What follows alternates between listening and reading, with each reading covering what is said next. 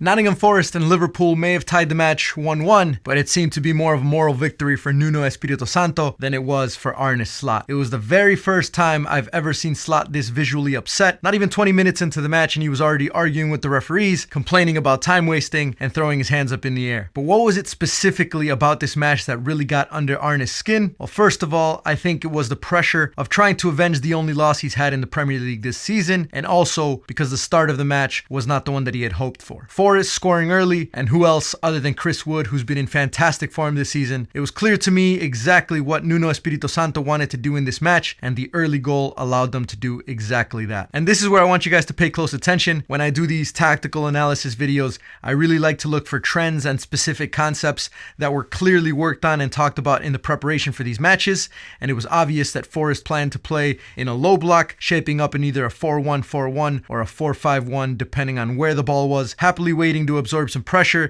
and then hit Liverpool on the counterattacks. But to go into more detail, it was specifically what Anderson and Yates were doing that made it difficult for Liverpool to find any space. Luis Diaz under Arne Slot has been playing in a false nine, checking in centrally to receive in order to create some gaps in the back line by drawing out the center backs that players like Dominic Szoboszlai and Alexis McAllister could run into. And this typically works pretty well because it's so difficult to pick up the false nine and it creates a lot of confusion for the other team. But Forest had planned for this and the center backs never got drawn out, with Elliot Anderson oftentimes stepping into the central spaces and kill any space that he had to check into. This would cause Diaz to have to come in extremely deep and without really creating any spaces behind him, which means no forward runs for Liverpool and they just have to settle for keeping the ball in front of Forest's midfield line. And if you guys watched El Clásico the other day in the Supercopa, you would have seen exactly what this tactic would have looked like had it been successful, with Barcelona's Lewandowski dragging Rudiger out of position and players like Lamine Yamal and Rafinha running into the spaces behind to score. Real Madrid did not do a good job of killing that space,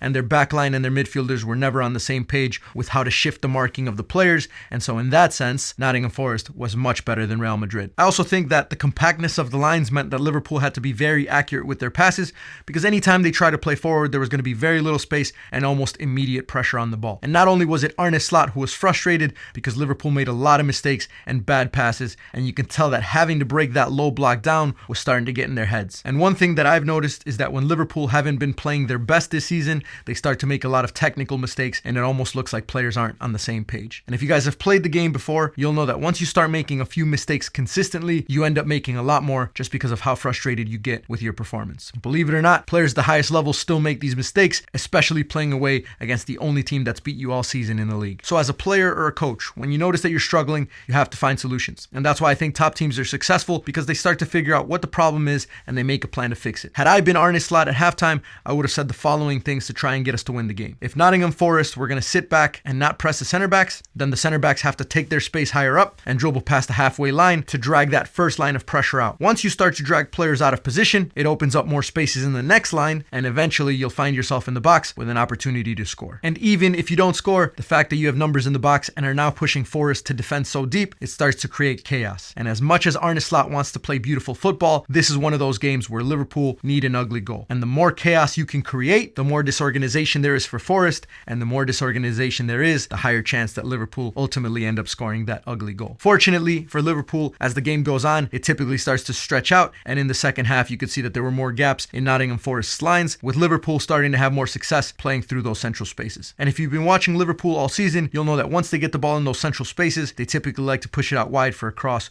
or a finish. And where in the first half Liverpool not only couldn't find those central spaces, but also had very little room out wide when it got to Salah's feet, now there was a little bit more space, and I think if that final ball or that final touch would have been a little bit better, Liverpool probably would have scored a few more goals. So if you guys have been watching these tactical analysis videos that I've been making, you'll notice that one of the common themes is that when tactics aren't working and the game is so close, it's individual moments and performances that can make the difference. And you can call it luck, or you can say that he's a tactical genius, but Arne Slot makes a double substitution, putting in Diogo Jota and Constantino Tsimikas, and less than 30 seconds later, with their first touches, Tsimikas assists Jota to tie the game off of a corner kick. Now, set pieces are extremely underrated moments in the game, and I'm glad that teams have finally started to understand their importance, with most professional clubs at the highest levels now having set piece coaches on their staff. And to give you guys a better idea, this chart shows the percentage of all set piece goals in the Premier League over the years since 1992, and the average proportion is 23.5%, which means that almost 1 in every 4 goals scored in the Premier Premier League comes from a set piece, and this doesn't include penalties. So even for a team like Liverpool, who typically score the majority of their goals from open play, the times that they do get a set piece goal could be crucial to them winning the league. Liverpool currently rank as one of the lowest teams in the Premier League to score from set pieces, with only 2 previous set piece goals all season, 31 coming from open play, 9 from a counter-attack, and 5 from penalties. And just getting back to the game, that set piece not only allowed them to tie the game, but it opened it up even more, allowing Liverpool to start putting more crosses in, take more shots, and as I said previously, create more chaos. And even though Arne Slot figured it out in the end to prevent his team from losing,